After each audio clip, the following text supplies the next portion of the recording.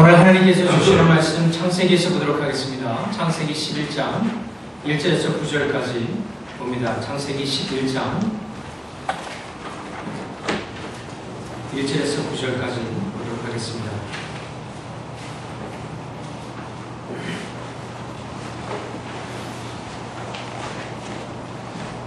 하나님의 말씀이 다음과 같습니다.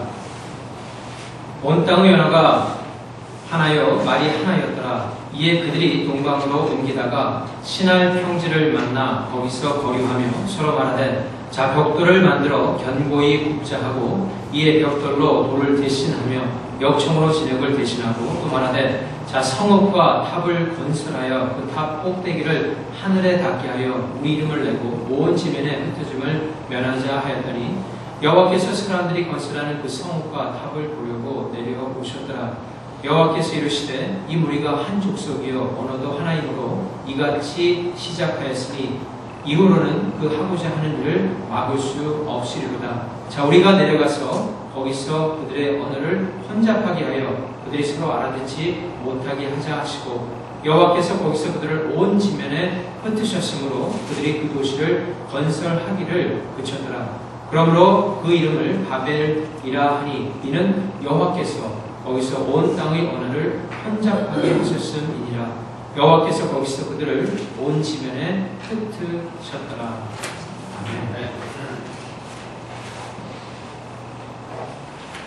1957년 10월에 구소련이 처음으로 인공위성을 우주 공간에 쏘아올리는데 성공을 했습니다. 그 석 달 정도밖에 인공위성이 오퍼레이션이 되지는 않았지만은 참으로 우주 시대를 열었던 굉장한 그 과학 기술의 쾌거였다고 생각해 볼 수 있습니다. 그 이후로 여러 나라에서 인공위성을 올리게 되었고 지금에는 한 3,000개 정도가 우주 공간에서 작동하고 있는 정도는 있다라고 합니다. 그 인공위성에서 이 사진을 찍게 되면 지구의 전체적인 둥그란 모습이 나오게 되어 있습니다. 지구의 지면에서 아무리 높은 곳에 올라가서 사진을 찍는다고 할지라도 지구의 전체적인 둥그런 모습을 찍을 수는 없지만은 아주 높은 곳, 우주 공간에 가서 지구를 찍게 되면은 지구의 둥그런 모습을 바르게, 온전하게 찍을 수 있다라는 것입니다. 성경은 마치 우리 자신을 우리 밖에서 가장 바르게 볼 수 있는 중요한 역할을 우리에게 해줍니다. 나 자신이 진정 어떤 사람인가를 알기 위해서는 성경을 통해서 우리 자신을 깨달아갈 적에 우리는 우리가 누구인가를 깨달을 수 있는 지혜를 얻을 수 있다는 것입니다. 그렇다면 성경이 어떻게 구체적으로 우리가 누구인가를 우리 밖에서 알게 하는 그 사실을 우리가 얻을 수 있을까요? 그 구체적인 방법 가운데 하나가 성경을 전체적으로 보는 눈을 자꾸 키우면 됩니다. 여러분 창세기서를 볼 적에 그 각 장에서 일어난 것들을 우리가 알아야 되는 것도 중요하지만 이 창세기 50장 전체에서 어떤 흐름이 흐르고 있는가를 우리가 알 적에 우리의 참된 모습을 발견할 수가 있습니다. 이 창세기는 50장으로 다 되어 있는데 그 50장으로 되어 있는 창세기를 두 단락으로 크게 나눌 수가 있습니다. 그 첫 번째 단락이 바로 오늘 본문에 창세기 11장의 9절까지가 한 큰 단락으로 볼 수 있습니다. 그리고 나서 10장부터 11장 10장부터 50장 끝절까지가 다른 큰 한 단락을 이루고 있다라는 것입니다. 그런데 이 성령 하나님의 감동으로 말미암아 모세가 창세기를 그렇게 쓴 이유가 있습니다. 그 이유는 다른 것이 아니라 창세기 11장까지 앞으로 인류의 역사가 어떻게 이루어질까의 큰 그림을 먼저 보여줬습니다. 그리고 난 다음에 그 큰 그림 가운데서 하나님의 백성들의 삶이 어떤가를 면밀히 조사해 나가는 그런 형식으로 이 창세기를 구성하였고 사실 성경 전체를 보더라도 그와 같은 구성 요소들을 우리가 많이 볼 수 있다는 것입니다. 첫 번째 큰 그림을 모세가 그리고자 했던 것은 이것입니다. 아담이 타락한 다음에 사람들에게 죄가 들어오고 이 죄로 말미암아 사람들 마음 가운데 하나님을 대항하는 마음이 생겼고 그리고 인류의 역사는 이 하나님을 대항하는 사람들 가운데서 스스로 큰 힘을 가지고 있다라고 생각하는 사람들이 이 세상 전체를 표면적으로 움직이는 그런 모습을 창세기 11장까지 보여주고 있다라는 것입니다. 하지만 그 큰 그림을 오랜 세월을 두고 보게 되면은 결국에는 아무리 힘이 있는 사람이 있을지 할지라도 이 세계는 결국에는 하나님의 다스림에 의해서 움직이게 된다는 것을 성경 우리에게 가르쳐주고 있습니다. 그리고 그 가운데서 하나님께서는 하나님의 백성들을 불러내시고 보존시키는 그런 역사를 이루어 갑니다. 그리고 그들을 통해서 지속적으로 이 땅 가운데 하나님의 나라를 건설해 나간다라는 것입니다. 여러분, 하나님께서는 지금도 그와 같은 역사를 계속해서 이루어 나가고 계십니다. 오늘 본문은 그와 같은 하나님의 다스림을 중심적으로 잘 증거해주고 있는 그런 본문 가운데 하나가 되겠습니다. 이 창세기 10장을 우리가 보지는 않았지만은 창세기 10장을 보게 되면은 홍수 사건 이후에 노아의 가족들이 전 세계로 퍼져나가는 그런 이동 경로를 보여주고 있습니다. 노아의 세 아들이 있었죠. 셈과 함과 야벳이었는데 그들을 통하여서 세상으로 번져나간 많은 민족이 어떻게 이루어졌는가를 창세기 10장에서 전체적으로 보여주고 있습니다. 그래서 창세기 10장을 자세히 조사해 보게 되면은 영국의 웨일스나 아니면 켈트 족속과 같은 이름들이 나오고 있습니다.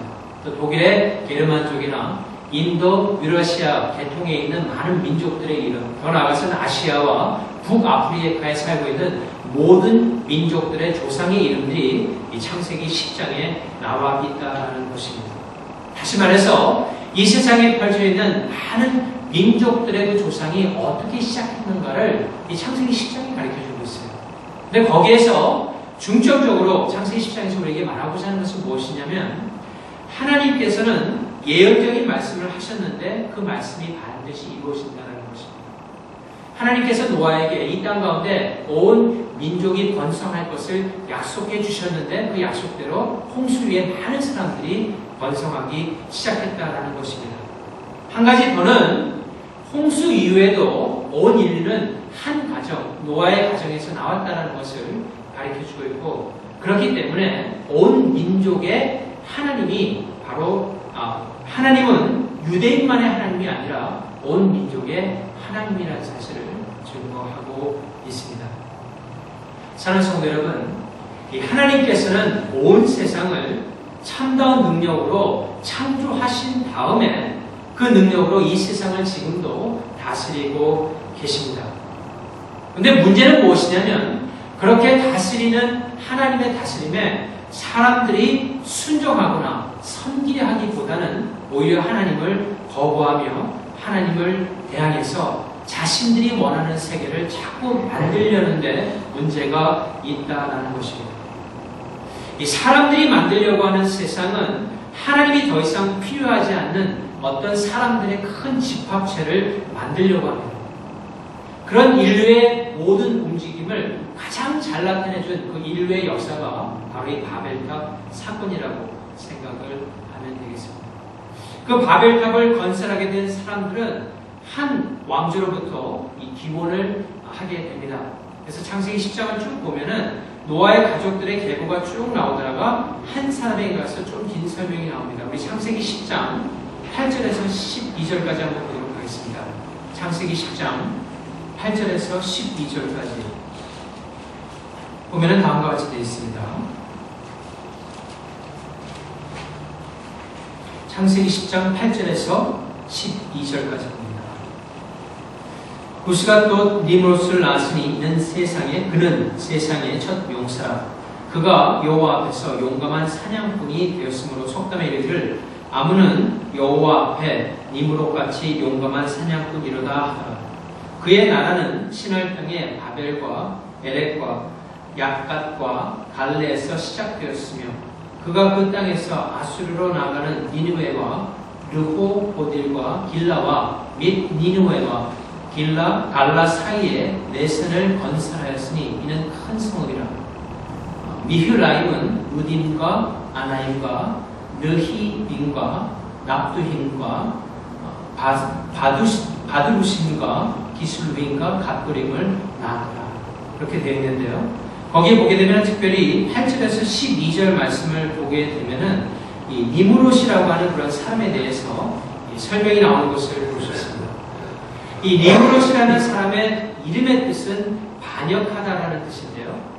구절에 여호와 앞에서라는 뜻이 있는데 그 여호와 앞을 원어에 좀 더 가깝게 번역을 한다면 여호와에 대하여라고 되어 있습니다. 그리고 이 첫 용사라는 뜻은 원어적으로 보게 되면은 이 폭력으로 다스리는 자를 가리킵니다. 이것은 무엇을 가리키냐면 결국 이 사람을 중심으로 해서 니므롯 왕조가 형성이 되고 그 왕조가 바벨론이라고 하는 도시를 건설하게 되었다라는 것입니다. 이렇게 보시면 되겠습니다. 그러니까 성경의 역사가 이 사람의 인류의 역사와 동떨어져서 움직이는 것이 아니라 사람의 역사와 같이 움직입니다. 그런데 그 역사 가운데 우리가 잘 봤지만은 대홍수 사건이 끝나고 방주가 아라라산이라는 곳에 걸리게 됩니다. 지도상으로 보게 되면은 사실 이 시날 광야는 그 아라라산을 중심으로 해서 남쪽에 더 있지만은 성경에 보면은 거기에서 나온 무리들 가운데 니므롯이라고 하는 그런 사람을 중심으로 해서 왕조가 형성이 되고 그 왕조의 후예들이 오른쪽, 동쪽으로 가면서 동남쪽으로 내려가는데 동남쪽에 바빌론이라고 하는 시날 광야의 그 평지에서 큰 도시를 계획하게 되었다는 것입니다. 근데 여기서 알아야 될 것은 무엇이냐면 성경에서 가인이 그랬듯이 가인이 에덴에서 쫓겨난 다음에 에덴의 동쪽으로 가서 큰 도시를 형성했던 것과 같이 사람들 가운데 하나님을 반역하고자 하는 그런 마음이 중심적으로 된 사람들의 그런 행동들이 결국은 똑같이 나타나는데 그들도 동쪽으로 갔다라는 것은 이것은 무엇을 나타내냐면 성경에서 하나님으로부터 멀어진 곳에 가서 자신들의 세상을 만들고자 했다라는 것을 모세가 증거하고 있는 것입니다. 그런데 이 사람들이 그곳에 이 바벨론이라는 곳에 모여서 도시를 건축하면서 이 세 가지의 목표를 가지고 이 도시를 건설해 나가게 됩니다. 여러분 아시다시피 바벨론이라는 것은 고대 아주 장성했던 아주 화려했던 그런 도시 중에 이 하나입니다. 그런데 우리가 이 하나님의 말씀을 잘 이해하는 부분 중에 하나가 바로 이 부분입니다. 여러분 하나님께서는 한 도시가 형성이 되고 세워져 나가는 것이 악한 일이라고 하지 않습니다. 하나님께서 도시가 하나 생긴다고 해서 그걸로 인해서 진노하시는 분이 아니라는 것입니다. 사실 하나님께서는 부족 사회 정도를 넘어서 도시를 형성하고 나라를 이룰 수 있도록 민족들 간에 그런 화합을 할 수 있도록 형성을 허락하신 분이 하나님이십니다. 그러므로 도시를 건설하고 도시국가가 되고 나라를 세워가는 것이 하나님의 진노를 쌓는 것이 아니라는 것입니다. 그러므로 하나님께서는 사람들이 아무 활동도 하지 못하게 묶어놓고 가만 하나님만 바라보고 있게 하는 것이 하나님의 의도가 아니라는 것입니다. 그런데 하나님께서 말씀하시는 것은 어떤 활동을 하든지 간에 사람이 어떤 활동을 하든지 간에 아주 기본적인 활동, 먹는 거라든지 의복을 입는 거라든지 운동을 한 다음에 목이 말라서 물을 마시는 거라든지 아주 사람의 기본적인 모든 활동을 하는 그 중심 가운데 항상 생각해야 되는 것은 하나님께서 이런 모든 것들을 허락해 주셨기 때문에 내가 참 감사하다. 주님께 감사하다. 그런 마음을 가지고 활동을 할 적에 그 활동 자체가 사람에게도 큰 복이 되고 하나님께 영광을 돌릴 수 있다라고 하는 것입니다. 그런데 문제는 여기 있습니다. 아담이 죄로 말미암아 타락한 이후로 사람들은 그런 생각과 마음을 가지고 행동하는 것을 싫어하게 되었습니다. 오히려 그들은 어떻게 생각하냐면 하나님께서 자신들에게 이런 불행을 허락했다라고 생각하면서 그런 불행을 허락하신 하나님을 멀리하고 자신의 삶 가운데 자신이 주인이 되어서 내가 내 마음대로 내 뜻대로 한번 이 세상을 살아보겠다라고 하는 그런 생각이 팽배하게 들어감으로 말미암아 사람은 더욱더 불행한 길로 걸어가게 되었다라는 것입니다. 결국 어떻게 되었습니까? 사람들이 만들고자 하는 세상 가운데서 사람들은 큰 불행을 겪게 되었다는 것입니다. 그리고 그것이 결국에는 하나님의 심판을 가지고 오게 되었다는 것입니다. 이 인류의 모든 역사를 대표적으로 보이는 것이 이 바벨탑 사건이 되겠습니다. 니무롯의 그 왕조가 형성이 되고 어느 정도 세월이 흐름에 따라서 그들 나름대로 과학과 기술을 축적하게 됩니다. 많은 사람들이 모이게 되고 한 나라의 모체인 도시를 건설하고자 하는 제안이 있었습니다. 이것은 도시 계획을 말하는 것이죠. 그러니까 그냥 사람이 모여서 사는 것이 아니라 과거에는 그랬지만 아마 현대에도 도시들을 보게 되면은 과거에는 사람들이 모여서 마을이 형성되는 경우도 있었지만은 현대 도시 같은 경우에는 많은 계획을 가지고 세우게 됩니다. 어떤 도시는 교육 도시로, 또 어떤 도시는 정치적인 도시로, 또 어떤 도시는 상업적인 도시로, 또 어떤 도시는 금융의 도시로 사람들이 모여서 계획을 세운다는 것입니다. 그런데 여러분, 이것이 현대인에 들어와서 생긴 것이 아니라 고대 때부터 사람이 생기기 시작한 그때부터 사람들의 마음 가운데는 그런 도시 계획적인 마인드가 있었다는 것입니다. 그래서 이 세 사람이 이 모인 사람들이 세 가지 목표를 가지고 이 바빌론이라고 하는 도시를 만들게 됩니다. 첫 번째, 그들이 모여서 도시를 만들면서 어떤 생각을 했냐면은 이런 목표를 가지고 우리가 도시를 만들자라고 생각하고 첫 번째 이렇게 했습니다. 성읍 중심에 탑을 건설하는데 그 탑의 꼭대기를 하늘에 닿게 했습니다. 우리가 여기서 이 탑이라고 해서 첨성대 정도의 작은 탑을 가리키는 것이 아니라 이 빌딩은 상당히 높은 고층의 빌딩입니다. 이 고고학자들에 따르면 100m가 넘었을 것이라고 생각하는 아주 기초가 단단한 그 당시의 기술로서 최고의 참 자랑할 만한 그런 빌딩을 쌓아보자 하는 것이었습니다. 창세기 11장 4절 말씀을 다시 한번 보겠습니다. 이렇게 되어 있어요. 또 말하되 자 성읍과 탑을 건설하여 그 탑 꼭대기를 하늘에 닿게 하여 라고 되어 있습니다. 실제적으로 상당히 높은 건물을 그들이 건축했습니다. 그런데 여기에서 이 하늘에 닿게 하자라고 하는 이 말, 요즘 고층 빌딩을 스카이스크래퍼라고 그렇게 얘기하지 않습니까? 여기서는 하늘을 닿게 하자라고 이렇게 높은 빌딩을 만들어서 좋은 뷰를 보기 위해서 고층 빌딩을 만들자고 하는 그런 제안이 사실은 아니라는 것입니다. 이 하늘에 닿게 하자라는 말을 원어적으로 보게 되면은 하나님 위치에 우리가 올라가보자 하는 그런 생각이 담겨있는 말이라는 것입니다. 여러분, 이것이 바로 인간의 교만이고 이 교만은 하나님의 진노를 낳게 한다라는 것입니다. 그런데 인간의 이런 교만적인 마음이 그 원천을 따져 들어가게 되면 결국 사탄의 마음이 그랬다는 것을 성경 우리에게 가르쳐주고 있습니다. 그래서 이사야 선지자는 인간의 교만한 마음을 바벨탑을 쌓았던 그 마음과 그 마음의 원천이 사단에게 있었음을 빗대어서 다음과 같은 증거를 하고 있습니다. 이사야서 14장 말씀 한번 보도록 하겠습니다. 이사야서 14장 구약에 있습니다. 이사야서 14장 13절에서 14절까지 한번 봅니다. 이사야서 14장 13절에서 14절을 보면은 구약의 984페이지에 있습니다. 다음과 같이 되어 있어요. 내가 내 마음에 이르기를 내가 하늘에 올라 하나님의 뭇별 위에 내 자리를 높이리라. 내가 북극 지폐 산 위에 앉으리라. 가장 높은 구름에 올라가 지극히 높으니와 같아지리라 하는도다.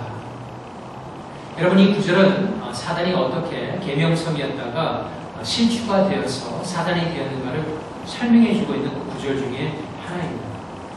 결국 에베소서에 가면은 지금 공중의 권세 잡은 자가 사단이라고 성경 가리키는 것을 볼 적에 결국 사람들의 마음 가운데 하나님과 견주고자 하는 그런 마음이 생기게 되면은 그것이 교만한 것이요, 그것이 인간에게 큰 심판을 가지고 오게 된다는 것입니다. 근데 놀라운 것은 뭐냐면은 그 사람들이 도시를 만들고자 했던 첫 번째 목표가 우리가 하나님의 위치에 조금 올라가고자 하는 것입니다. 사람이 신이 되는 그런 사회를 우리가 만들어 보자는 것입니다. 그런 사람들의 중심적인 생각을 고려해보면 왜 하나님께서 이 바벨론 도시 건설을 멈추게 했는지 우리가 생각해 볼 수 있다는 것입니다. 문제는 여기에 있습니다. 탑의 문제가 있는 것이 아니라 빌딩이 높은 것에 문제가 있는 것이 아니라 그 빌딩을 쌓는 사람들의 교만한 그 마음이 문제가 된다는 것입니다. 그것은 궁극적으로 하나님을 대하는 그런 마음을 품게 해준다는 것입니다. 두 번째, 그들이 도시국가를, 이 도시를 건설해 나가면서 하고자 했던 목표가 있는데요. 4절 말씀을 다시 한번 보게 되면은 창세기 11장 4절 말씀을 보면은 우리의 이름을 내고라고 되어 있습니다. 이 우리의 이름을 낸다라는 것은 명예욕을 가리키는 것입니다. 여러분, 유대인의 이 철학자였던 필로라는 사람이 있습니다. 파이로라고 그렇게 발음을 하기도 하는데요. 요세푸스하고 쌍대를, 이게 양대산맥을 이루는 유대인의 철학자이고 역사가입니다. 이 사람에 따르면 그 당시 바벨론의 탑을 쌓는 그 벽돌이 있었는데요. 그 벽돌 하나하나에 그 탑을 쌓는 사람들의 이름이 새겨져 있었다라고 합니다. 그 무엇입니까? 이 명예욕을 나타내는 것이죠. 자신의 많은 노력을 지어서 그 탑에 자신의 이름을 넣는 것입니다. 그런데 그들이 벽돌에 자신의 이름을 새기는 것은 단지 명예욕 이상을 넘어선 그런 생각에서 넣었다는 것입니다. 이것은 뭐냐면 그들의 정체성 자체를 완전 굉장한 기술의 진보를 나타내었다는 것이죠. 왜냐하면 그렇게 함으로써 벽돌의 내화성이 더욱더 강해지기 때문에 그렇습니다. 또한 그 당시에는 벽돌을 만든다고 할지라도 진흙 정도를 붙여가지고 빌딩을 쌓는 것이 고작이었는데 그 사람이 썼던 것은 역청이었습니다. 원어적으로 보면은 끓는다라는 그런 의미가 있는데 이것은 그 당시 바벨론 도시와 사해 부근에 있었던 이 밑에서 나오는 그 원유가 보일링하는, 다시 말해서 아스팔트와 같은 새로운 것을 이용하여서 기공법을 하여서 그들이 높은 이 빌딩을 건설하게 되었다는 것입니다. 상당한 기술력이에요. 그 당시로 봐서. 그러므로 하나님께서 바벨탑을 중심으로 해서 이루려고 하는 이 성읍을 혼란하게 하려고 할 적에 그 의도가 있으셨다라는 것입니다. 그것은 무엇을 가리킵니까? 사람의 문화와 운명은 달라질 수 있지만 그 마음 중심에서 하나님을 대항하고자 하나님의 뜻에 순종하기보다는 오히려 인간의 교만된 마음을 서로 부추기면서 도시를 만들자고 할 적에는 그것이 처음에는 되는 것 같고 어느 정도 번영을 이루는 것 같지만 결국에 가서는 하나님의 심판이 내려지게 되고 그 가운데 살아남을 수 있는 사람은 단 한 명도 없다는 것을 하나님께서 오늘 본문을 통해서 우리에게 명확하게 가르쳐주고 있는 것입니다. 그러므로 우리에게 주는 교훈이 무엇입니까? 바로 우리도 혹시라도 하나님을 대하여서 그런 마음이 있다면 그것을 없애버리고 오히려 그런 죄에서 멀어지고 하나님께 순종하여서 주님을 전심으로 섬기고자 하는 그런 마음을 가질 적에 그것이 바로 하나님께서 원하시는 마음이 된다는 것입니다. 사람은 주변의 환경을 영향을 많이 받기 때문에 우리가 그런 주변에 살다 보면 우리도 모르는 사이에 그런 사람으로 변해갈 수 있기 때문에 하나님께서 오늘 말씀을 통해서 그런 사회보다는 하나님을 전심으로 섬기는 참된 삶을 살라고 우리에게 말씀을 주고 계시는 것입니다. 결혼을 맺으면 다음과 같이 맺을 수 있습니다. 여러분, 예수님께서도 이 땅에 한 나라를 건설하시기 위해서 오셨습니다. 그런데 그 나라의 시민권을 가지기 위해서는 인간의 노력이 아니라 자신 속에 바벨론을 쌓았던 그런 사람들이 지으려는 죄성이 똑같이 있다는 사실을 인정하고 하나님 앞에 나와서 그 교만의 죄를 회개하고 하나님 앞에서 예수 그리스도를 당신의 구주로 그들의 구주로 영접할 적에 하나님께서는 그들에게 천국의 시민이 되는 놀라운 은혜를 베풀어 주시겠노라고 약속하신 것입니다. 그런데 놀라운 것은 뭐냐면은 그렇게 되는 자들은 참된 이름을 가지게 된다는 것입니다. 이름을 갖는다라는 것은 그 사람의 존재가 확립이 되는 것입니다. 이 존재는 바벨탑과 함께 없어지는 그런 존재가 아니라 영원히 기억되는 존재. 왜냐하면 하나님께서 기억해 주시기 때문에 하나님께서 붙들어 주시는 존재로 바꿔주시기 때문에 하나님께서는 그를 영원히 기억하시고 참다운 이름으로서 영원토록 존재할 수 있도록 해주신다는 것입니다.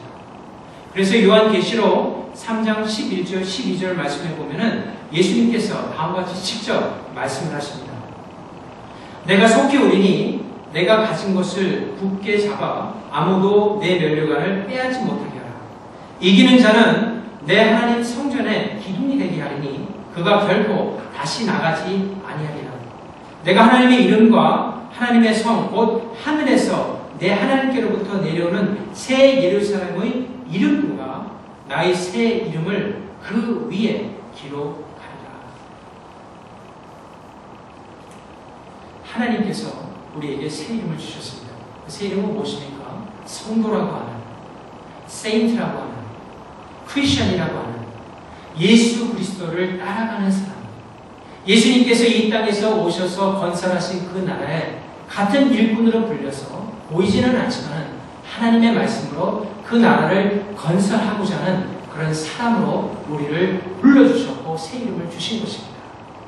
그 이름을 주신 하나님께 우리가 더욱더 감사하며 우리가 그분을 경외하고 전심으로 섬길 적에 우리 가운데 참된 행복과 하나님께서 보시는 놀라운 축복의 삶이 우리를 기다린다는 것입니다. 그와 같은 주님의 은혜를 받고 남은 한 주간도 주님과 함께 동행하는 여러분 다 되시기를 주님의 이름으로 축원합니다.